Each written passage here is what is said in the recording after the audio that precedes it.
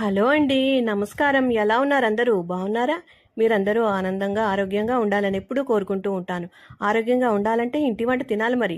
అందుకే ఇంటి వంట తిందాం, ఆరోగ్యంగా ఉందాం. ఈరోజు కూడా ఒక మంచి వీడియోతో వచ్చేసానండి. ఈరోజు ఈ వీడియోలో మజ్జిగ పొడి చేసి చూపిస్తాను.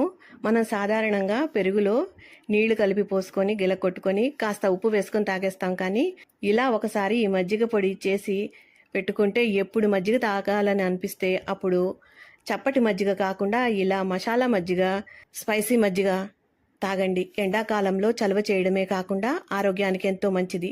ఇది ఒక్కటి చేసి పెట్టుకుంటే చాలు, కనీసము 6 నెలలు వాడవచ్చు. లేదా ఈ సమ్మర్ అయిపోయే వరకు సరిపడా చేసి పెట్టుకొని సమ్మర్ అయ్యే వరకు రోజంతా తాగండి.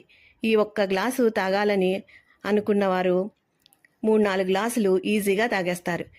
ఈ పొడి చేసి పెట్టుకుంటే ఫ్రిడ్జ్లో పెట్టుకుంటే 6 నెలలు కనీసం నిలవ ఉంటుంది. బయట పెట్టుకుంటే కనీసం 3 నెలల నుంచి 4 నెలలు ఫ్రెష్గా ఉంటుందండి. రాత్రి పెరుగు తినే అలవాటు ఉన్నవారు రాత్రి పెరుగు మానేసి ఈ మజ్జిగ తాగేసి పడుకుంటే పొట్ట తేలికగా ఉంటుంది. అంతేకాకుండా హాయిగా ఉంటుంది. నిద్ర కూడా బాగా పడుతుంది. మరి ఇంకెందుకు ఆలస్యం, ఈ పొడిని ఎలా తయారు చేయాలో చూద్దాం. అవి వెలిగించి మందపాటు ఒక గిన్నె పెట్టుకొని దానిలో 1/4 కప్పు జీలకర్ర వేసానండి. అలాగే 1/4 కప్పు ధనియాలు వేసుకున్నాను. ఇవి దోరగా వేయించాలండి. సన్నని మంట మీద వేయించాలి. హై ఫ్లేమ్లో వేయించామంటే గింజలు పైన వేగిపోయి లోపల వేగవు. అందుకని చెప్పి చక్కగా లో ఫ్లేమ్లో వేయించుకోవాలి. ఈ పొడికి వాడే దినుసులన్నీ కూడా మనము సన్నని మంట మీదే వేయించుకుంటే మంచి రంగు, రుచి, వాసన కూడా ఉంటుందండి. అందుకని తప్పకుండా అలా చేసుకోండి. తర్వాత 2 గుప్పెళ్ళ కరివేపాకు శుభ్రంగా కడిగి నీడను ఆరబెట్టుకొని ఈ విధంగా డ్రై ఫ్రై చేసుకోవాలి. తర్వాత దీనిలోకి 10 గ్రాముల వరకు మిరియాలు వేసుకోవాలండి. గ్రాముల కొలత అయితే 10 గ్రాములు 2 టీ స్పూన్లు. తర్వాత 10 గ్రాముల దాకా సొంటి పొడి అండి. సొంటి పొడి కూడా వేయించుకోవాలి. మీ దగ్గర సొంటి పొడి లేకపోతే సొంటి కొమ్ము ఉంటే గనక ఒక 10 గ్రాముల కొమ్ము తీసుకుని కచ్చాబచ్చాగా దంచుకొని ఇందులో వేసి వేయించుకోండి. తర్వాత ఒక 10 గ్రాముల దాకా వాము వేసుకోవాలండి. అది కూడా స్కిప్ అయింది, ఇందులో చూపించలేకపోయాను. తర్వాత కొత్తిమీర పొడి అండి, ఒక 10 గ్రామ్స్. ఇది నేను కొత్తిమీర కడిగి శుభ్రంగా నీడను ఆరబెట్టి పొడి చేసుకున్నాను. అలాగే పుదీనా పొడి కూడా అంతే అండి, 10 గ్రాములు.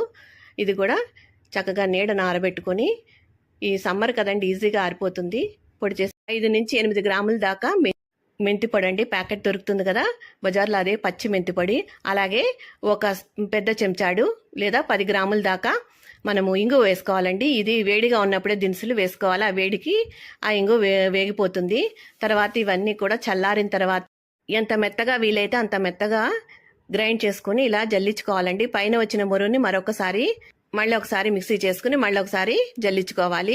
బాగా ఎక్కువ మొరుగు ఉంటే గనక మళ్ళీ ఒకసారి మిక్సీ చేసుకోండి. కొద్దిగా ఉంటే అది అలాగే అట్టి పెట్టేసి మనము రోజు చారు కాచుకుంటాం కదా, అందులో వేసుకోవచ్చు. ఇక మజ్జిగని, ఈ పొడిని ఉపయోగించి ఎలా తయారు చేయాలంటే ఒక కప్పు చిక్కటి కమ్మటి మజ్జిగ తీసుకోవాలి. 1 కప్పు, దానికి 3 కప్పుల నీళ్లు పోసుకోవాలండి. అయితే మీకు మరీ చిక్కగా కాకుండా మరీ పలచగా కావాలంటే 3 కప్పులు నీళ్లు పోసుకోవాలి. దానికి 1 చెంచాడు పొడి వేసుకొని బాగా గిలకొట్టుకోవాలండి.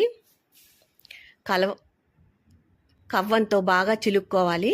చిలికిన తర్వాత దానికి 1 చెంచాడు మనము మజ్జిగ పొడి రెడీ చేసి పెట్టుకున్నాం కదా, ఆ పొడి కలుపుకోవాలి.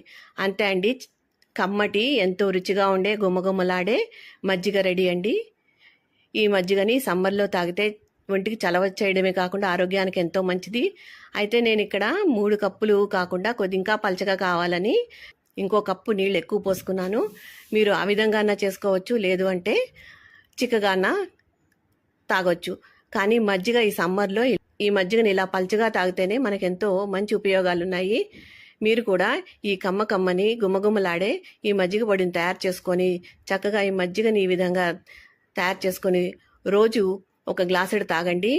ఈ సమ్మర్లో ఎండవేడికి, అలాగే ఎండవేడి నుండి తాపాన్ని, అలాగే అలసటని తగ్గించే ఈ మజ్జిగని తప్పకుండా తాగండి. ఒకసారి ట్రై చేయండి. ఒకసారి ఈ పొడి తయారు చేసుకొని, అలాగే మీ ఇంటికి గెస్టులు వచ్చినా తప్పకుండా మజ్జిగ అయితే ఇస్తాం కదా, ఈ మజ్జిగలో ఈ పొడి కలపండి. 1 గ్లాస్ చాలనుకున్న వాళ్ళు 2-3 గ్లాసులు తాగేస్తారు.